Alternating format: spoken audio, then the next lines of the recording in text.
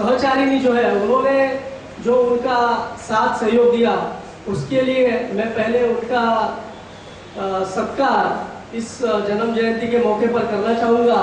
तो मैं सुलेखा दीदी को बुलाना चाहूँगा। वो सुलेखा दीदी मिसेस गजबिया मैडम का सत्कार करे, ऐसी मैं उनको विनंती करता हूँ। सुलेखा दीदी।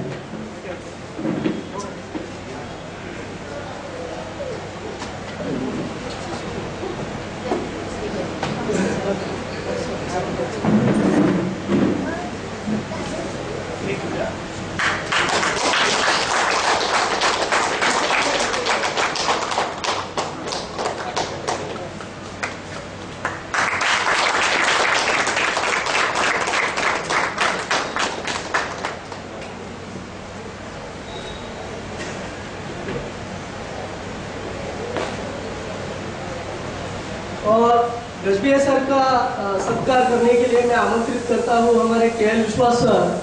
मैं उनको मंच पर आमंत्रित करता हूँ, वो के.एल. विश्वास सर गजबिया सर का सत्कार करें।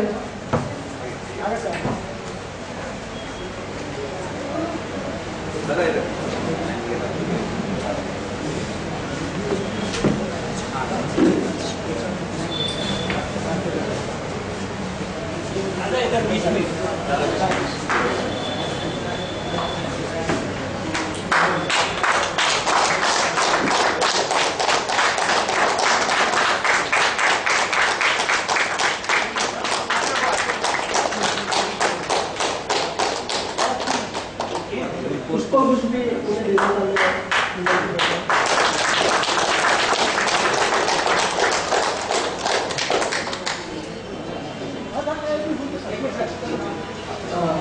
और गजबिया सर ने जो रिसर्च किया है, हमारे जगदीश रॉय सर ने बंगाली में एक जोगिंद्रनाथ मंडल जी के ऊपर जो हरिचंद गुलशन ठाकुर जी के ऊपर जो किताब है, वो किताब वो उनको भेंट करना चाहते हैं। मैं रॉय जी को निमंत्रित करता हूँ।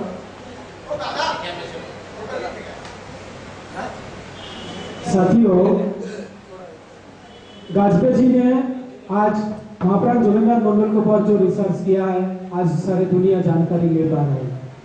उसी हिसाब से मैं सोचता हूँ हमारा हरिगुण चंद ठाकुर का, हमारा के सबका ये आंदोलन को देश दुरांत तक पहुंचाने के लिए उन्होंने एक छोटा कदम और भी उठाएंगे। इसके लिए मेरा तरफ से परिचार तत्वामृत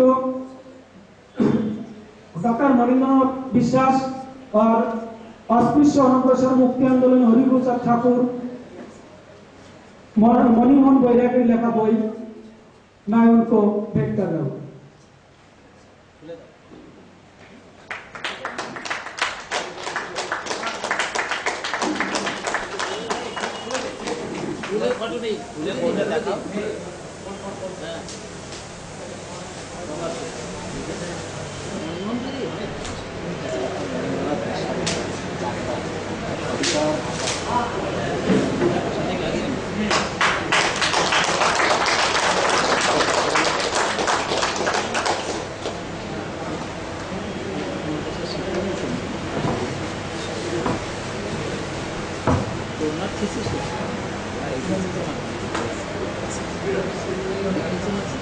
हाँ, अभी सरकार समापन हुआ। अभी मैं डायस में बोलने के लिए डॉक्टर गाजबे जी को आमंत्रित करता हूँ।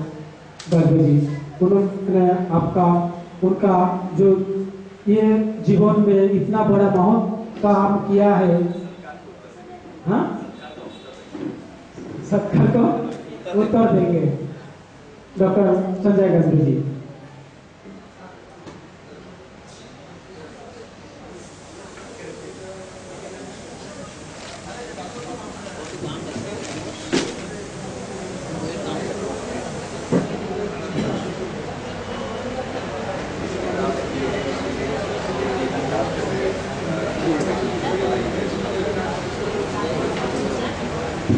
साथियों, डॉक्टर संजय गाजबे जी का जो रिसर्च का अलग किताब है वो इधर आता है, जिसको चाहिए वो ले सकता है।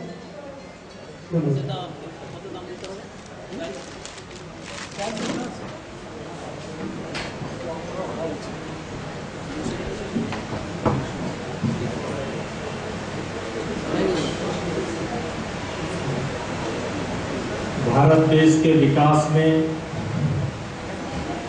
अपना अमूल्य योगदान देने वाले सभी महापुरुषों का मैं अभिवादन करता हूं और साथ ही साथ इस देश को गर्त में डालने वाले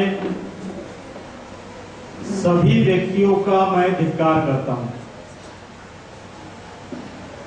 सभी महापुरुषों का, हमारे जो इतने पोस्टर पे जो कुछ लोग हमारे महापुरुष लगे हुए हैं, केवल इनका ही नहीं तो हमारे ऐसे कई महापुरुष हैं जिनके बदौलत इस देश का विकास हुआ।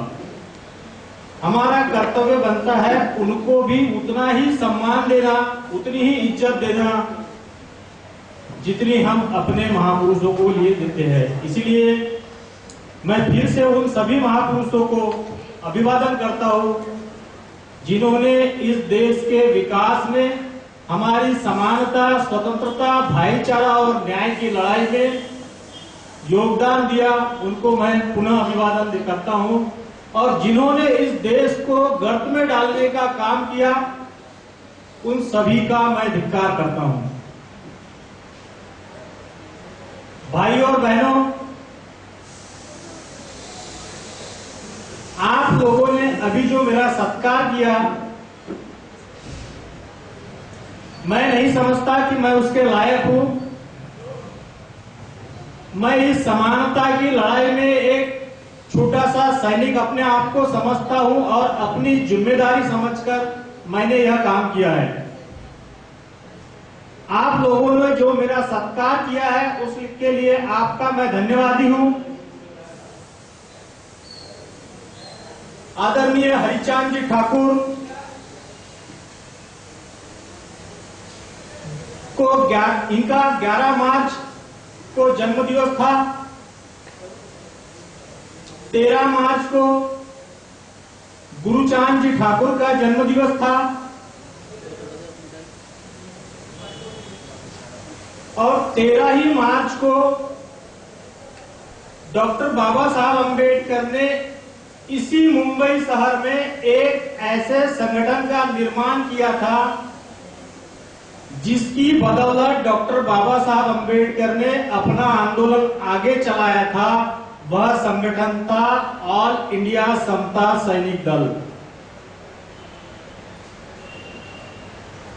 जिस गुरुचांद ठाकुर जी का जन्म 13 मार्च को हुआ, जो समानता की लड़ाई लड़ने वाले पश्चिम बंगाल में हमारे आदर तीर्थ थे, कर्मवीर थे, इन्हीं के जन्म दिवस के दिन बाबा साहब अम्बेडकर ने मुंबई शहर में 13 मार्च 1927 को रविवार के दिन महान सत्याग्रह से एक सप्ताह पूर्व ऑल इंडिया समता सैनिक दल की भी स्थापना की थी।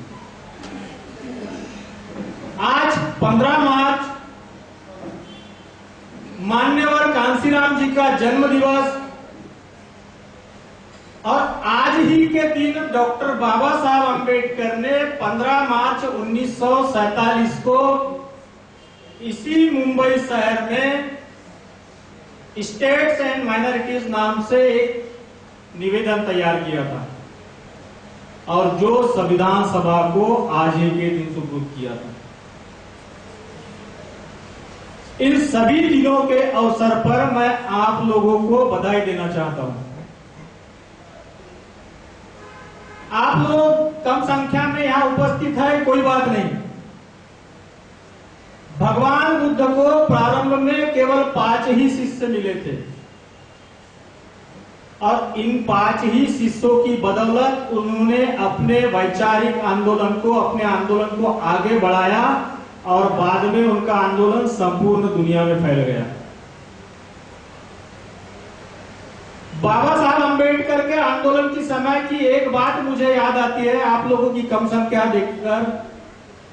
मैं नागपुर शहर का रहने वाला हूं। नागपुर के पास ही एक कामठी तालुका है जो अम्बेडकरी आंदोलन का गढ़ रहा है।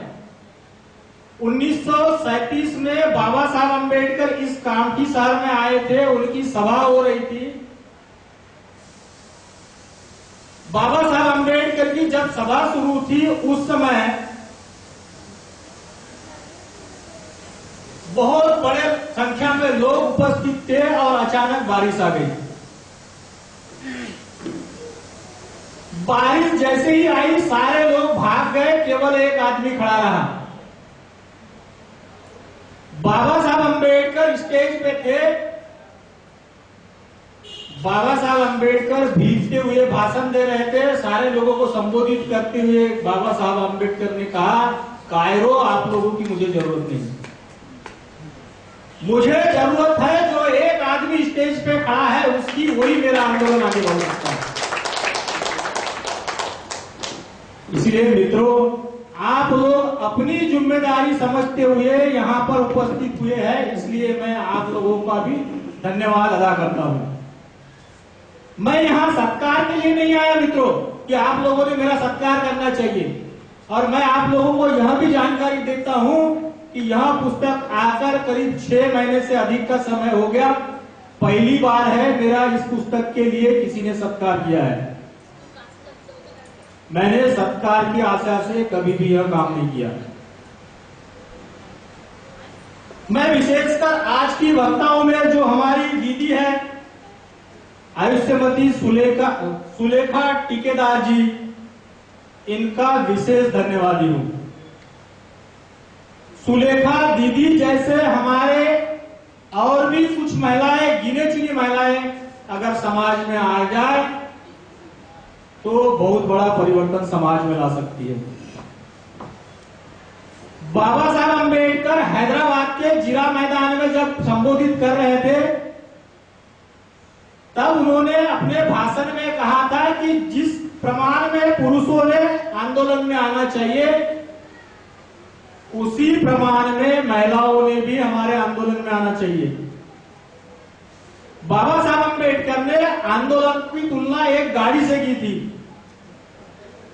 जैसे 2 चक्के वाली गाड़ी है, एक गाड़ी का चक्का यदि कमजोर हो जाए, पंचर हो जाए, तो वो गाड़ी नहीं चल सकती। वैसे ही हमारे आंदोलन को चलाने वाले पुरुष भी है और महिलाओं भी है, दोनों समान अधिकारी है। बल्कि बाबा साहब अंबेडकर तो पुरुषों से भी अधिक महिलाओं पर जिम्मेदारी डालते थे। एक महिला यदि शिक्षित हो जाए, तर्कपूर्ण ढंग से सोचने लगे, तो पूरे समाज का उद्धार कर सकती है। एक पुरुष नहीं कर सकता वो काम। इसीलिए मैं विशेष रूप से सुलेखा जी का भी धन्यवाद अदा करता हूं, उनको भी धन्यवाद देता हूं। और वे जो काम कर रही है उसके लिए भी विशेष रूप से मैं उनको धन्यवाद देना चाहूंगा। मुझे बाबा साहब अंबेडकर की एक बात याद आती है जो उन्होंने 30 जनवरी 1944 को कही थी। बाबा साहब अंबेडकर ने 30 जनवरी 1944 को कानपुर में कही थी, जब विद्यार्थियों ने बाबा साहब अंबेडकर को सम्मानित किया था। बाबा साहब अंबेडकर विद्यार्थियों को संबोधित करते हुए कहते हैं, मेरे प्यारे विद्यार्थी मित्रों, आप लोग पढ़ो और खूब पढ़ो। आप लोग पढ़ोगे, लिखोगे, ऊंची ऊंची डिग्रियां हासिल करोगे।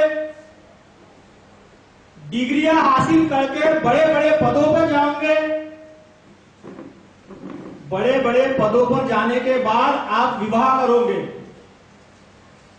विवाह करने के बाद आप बच्चे पैदा करोगे। लेकिन बच्चे पैदा करने के बाद आप अपने घर संसार में ही नहीं रम जाना। आप जिस समाज से आए हैं, उस समाज की क्या समस्याएं हैं, इसकी ओर आप लोगों का ध्यान जाना चाहिए। आप लोगों ने, आप अभी जिस अवस्था में आए हैं या जिस अवस्था में आगे जाकर आप आओगे, मेरे समाज को यहां तक कैसे लाया